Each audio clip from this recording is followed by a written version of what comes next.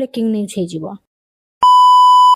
ସୀତାରାମ, ଆଜି ମୋର ଡ୍ୟୁଟି ହେଲା ଝିଅକୁ ଧରିବା। ବୋଉ କହିଲେ ତୁ ପିଲାକୁ ଧର, ମୁଁ ରୋଷେଇ କରୁଛି। କିନ୍ତୁ ଆମ ମ୍ୟାଡାମ କୋଳରେ ଗୋଟାଏ ମିନିଟକୁ 10 ଥର ପୋଜିସନ ଚେଞ୍ଜ। ଲାଗୁଛି ମତେ ସୋଫା ଭାବି ନେଇଛି। ଆଉ ଏତିକି ବେଳେ ଗାଈ ମାନେ ଭୁସ୍ ଭୁସ୍ ସିଧା ଘରକୁ ଏଣ୍ଟ୍ରି କଲେ। ନିମନ୍ତ୍ରଣ ନାହିଁ, ଡାକ ନାହିଁ, ସିଧା VIP ଗେଷ୍ଟ। ଆଉ ଲାଗୁଛି ଆଜିର ଭାତ ଡାଲିର ଖବର ହ୍ୱାଟ୍ସଆପ ରୁ ଆଗରୁ ସେମାନଙ୍କ ପାଖକୁ ପହଞ୍ଚି ଯାଇଥିଲା। ମୁଁ ଗୋଟାଏ ପଟେ ଝିଅକୁ ଧରିଛି, ଆଉ ଗୋଟେ ପଟେ ଗାଈକୁ ବାହାର କରୁଛି। ଆଜି ପୁରା ଫ୍ରି ଜିମ୍ ହେଇଗଲା। ବୋଉ ବାଇଗଣ ଭାଜୁଛନ୍ତି, ତେଲରେ ଛନ ଛନ ଶବ୍ଦ ଶୁଣି ମୋ ପେଟ କହିଲା ଭିଡିଓ ପରେ କରିବୁ, ଆଗେ ଖାଇବା ଦେ। ଆଜିର ରୋୟାଲ ମେନୁ ହଉଛି ଭାତ, ଡାଲି, ବାଇଗଣ ଭଜା, ଜହ୍ନି ଭର୍ତ୍ତା ଆଉ ପାମ୍ପଡ। ଆମ ଘରେ ଏଇଟା ହିଁ 5 ଷ୍ଟାର ଖାଇବା। ଏମିତି ଖାଇବା ଥିଲା ନା, ଥାଳି ଧୋଇଲା ବେଳେ ବି ଗୋଟାଏ ଚାଉଳ ମିଳିବନି। ଖାଇସାରି ଶୋଇପଡିଲି। ଉଠିଲି ତ ଜାମୁକୁଳି ତୋଳିବାର ଭୂତ ଚଢିଗଲା। ସ୍ୱାମୀଙ୍କ ସାହାଯ୍ୟ ନେଇ ପାଚେରୀ ଉପରେ ଚଢିଗଲି। ଜାମୁକୁଳି ନ ମିଳିଲେ ଚଳିବ, କିନ୍ତୁ ତଳେ ପଡିଲେ ଗାଁ ସାରା ବ୍ରେକିଂ ନ୍ୟୁଜ୍ ହେଇଯିବ। ଶେଷରେ ଜାମୁକୁଳି ମିଳିଗଲା, କିନ୍ତୁ ତଳକୁ ଓହ୍ଲାଇଲା ବେଳେ ମୋ ଅବସ୍ଥା ଦେଖି ଲାଗୁଥିଲା ମୁଁ କୋଳି ତୋଳିବାକୁ ନୁହଁ, ଏଭରେଷ୍ଟ ଚଢିକି ଆସିଛି। ଆଉ ପୁଣି ଥରେ ସ୍ୱାମୀଙ୍କ ସାହାଯ୍ୟ ନେଇ ତଳକୁ ଓହ୍ଲେଇ ଆସିଲି।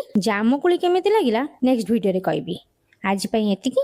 ଏମିତି ଛୋଟ ଛୋଟ ମଜାଦାର ଭ୍ଲଗ ଦେଖିବାକୁ ଲାଇକ୍, କମେଣ୍ଟ, ସେୟାର ଆଉ ସବସ୍କ୍ରାଇବ କରିବାକୁ ଭୁଲିବେନି। ସୀତାରାମ।